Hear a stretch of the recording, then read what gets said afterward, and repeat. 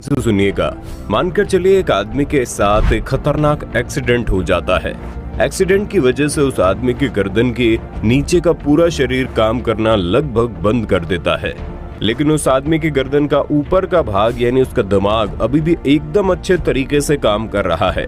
अब एक सवाल का जवाब दीजिए, क्या उस आदमी का दिमाग ट्रांसप्लांट करके किसी और शरीर में जोड़ा जा सकता है? ये एक ऐसा सवाल है जो लंबे समय से दुनिया भर के वैज्ञानिकों के दिमाग को परेशान करके रखा हुआ है। उनका मानना है कि जब किसी आदमी का लिवर ट्रांसप्लांट हो सकता है, हार्ट ट्रांसप्लांट हो सकता है, स्किन ट्रांसप्लांट हो सकती है, हेयर ट्रांसप्लांट हो सकते हैं, तो फिर किसी का दिमाग क्यों नहीं? शरीर के बाकी अंगों की तरह किसी इंसान के दिमाग को ट्रांसप्लांट करके किसी और के शरीर से क्यों नहीं जोड़ा जा सकता? इसी बात को सोचते हुए साल 1900 के दौरान एक ब्रिटिश वैज्ञानिक ने एक अलग नस्ल के कुत्ते की खोपड़ी को उसके शरीर से अलग करके दूसरे नस्ल के कुत्ते के साथ जोड़ दिया। वैज्ञानिकों को इस बात का पूरा भरोसा था कि जैसे ही सर्जरी पूरी होगी कुत्ता होश में आ जाएगा, लेकिन अफसोस कि ऑपरेशन के लगभग एक सप्ताह बाद भी कुत्ता होश में नहीं आया और पता चला उस कुत्ते की मौत हो चुकी है। इसके बाद लगभग साल 1960 के दौरान एक बंदर के साथ ऐसा किया गया। इस बार वैज्ञानिकों को थोड़ी सफलता मिली और हुआ ये कि खोपड़ी को अलग करके किसी दूसरे बंदर के शरीर के साथ जोड़ने के बाद बंदर होश में भी आ गया, लेकिन अफसोस कि बंदर का शरीर का कोई भी अंग काम नहीं कर रहा था और लगभग 9 दिनों बाद उस बंदर की मौत हो गई। जिसके बाद लगातार इस विषय पर दुनिया भर के वैज्ञानिक शोध करते रहे कि आखिर किस तरह करके किसी इंसान की खोपड़ी ट्रांसप्लांट की जा सकती है। अब जो आगे मैं आपको बताने जा रहा हूं उसे सुनने के बाद आप कहेंगे, क्या ऐसे भी एक्सपेरिमेंट वैज्ञानिकों ने किए हैं? लगभग 80 साल का वक्त निकल चुका था, जिसके बाद साल 1982 में न्यूयॉर्क सिटी के माउंट सिनाई मेडिकल कॉलेज में एक डॉक्टर ने चूहों के ब्रेन को ट्रांसप्लांट करने की कोशिश की। डॉक्टर ने कई घंटे लगातार मेहनत करने के बाद उस ऑपरेशन को सक्सेसफुली कर दिया और हैरानी की बात तो यह है कि चूहा बिल्कुल सही सलामत था और उसका पूरा अंग एकदम ठीक तरीके से काम कर रहा था। जिसके बाद 6 जून 1998 में पिट्सबर्ग मेडिकल सेंटर सर्जन की टीम ने वर्ल्ड का सबसे पहला ट्रांसप्लांट किया, जिसमें उन्होंने दिमाग के एक सेल को ट्रांसप्लांट किया था।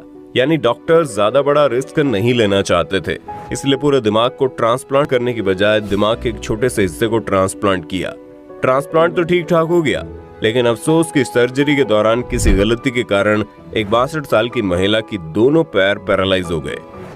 ये घटना साल 2013 की है, जब एक न्यूरोसर्जन के प्रोफेसर से कई लोगों ने ये बात पूछी थी कि जिस तरह से एक शरीर से लीवर निकालकर ट्रांसप्लांट किया जाता है, क्या उसी तरह एक खोपड़ी को निकालकर दूसरी खोपड़ी में नहीं डाल सकते क्या? तो इस सवाल के जवाब में सर्जन ने कहा था कि इस तरह के ऑपरेशन फ्यूचर में जरूर होंगे, लेकिन अभी हमारे पास ऐसी टेक्नोलॉजी और साइंस डेवलप नहीं हुई है कि हम ऐसे ऑपरेशन कर सके। मस्तिष्क के स्पाइनल कोड में नर्व फाइबर को जोड़ना बहुत कठिन होता है। नर्व फाइबर को मेरा मतलब है दिमाग से निकलकर हमारे शरीर के छोटे छोटे अंगों तक बड़ी ही बारीक, जिसे हम अपनी आंखों से नहीं देख सकते, वैसे नर्व्स जुड़े होते हैं। उन सभी को काटकर वापस जोड़ना अभी की टेक्नोलॉजी के हिसाब से हमारे लिए असंभव है। इसलिए उन्होंने कहा कि स्पाइनल कोड मतलब कि रीढ़ की हड्डी की चोट इतनी नुकसानदायक होती है कि अगर मस्तिष्क को ट्रांसप्लांट करने में सफल भी हो जाए तो स्पाइनल कोड में लगने वाली चोट के कारण लोग जिंदा नहीं रहते हैं, क्योंकि दिमाग को शरीर से संपर्क बनाने के लिए रीढ़ की हड्डी बहुत ही अहम पार्ट निभाती है। ऐसे में अगर दिमाग को ट्रांसप्लांट किया जाए तो सिर से जुड़ी हड्डी में चोट लग जाएगी और इतने बड़े ऑपरेशन को झेलने के लिए कोई बॉडी जल्दी तैयार नहीं होगी। इसलिए ब्रेन ट्रांसप्लांट से पहले एनिमल टेस्ट किया जाता है और जब एनिमल के ऊपर ये रिसर्च हो रही होती है तो इसका पूरा परमिशन लेकर सरकार से लेना पड़ता है। ये प्रोसेस काफी लंबा होता है। आज भी इस प्रोसेस को सही से करना मेडिकल साइंस के लिए एक चुनौती है। इतना ही नहीं, किसी भी ब्रेन ट्रांसप्लांट कराने के लिए बहुत ही ज्यादा रुपयों की आवश्यकता होती है, लगभग $13 मिलियन। अगर भारतीय रुपयों में बात करें तो लगभग 9,620 लाख रुपए। इसमें लगभग 150 ऑपरेशन होते हैं। इन सभी ऑपरेशंस में इसमें सबसे इम्पोर्टेंट काम ब्रेन को फ्रीज करना होता है, जिसमें दिमाग के पूरे सिस्टम को रोक दिया जाता है और फिर दिमाग को मरने से बचा लिया जाता है।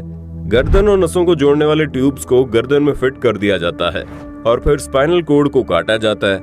ये सबसे मुश्किल काम होता है।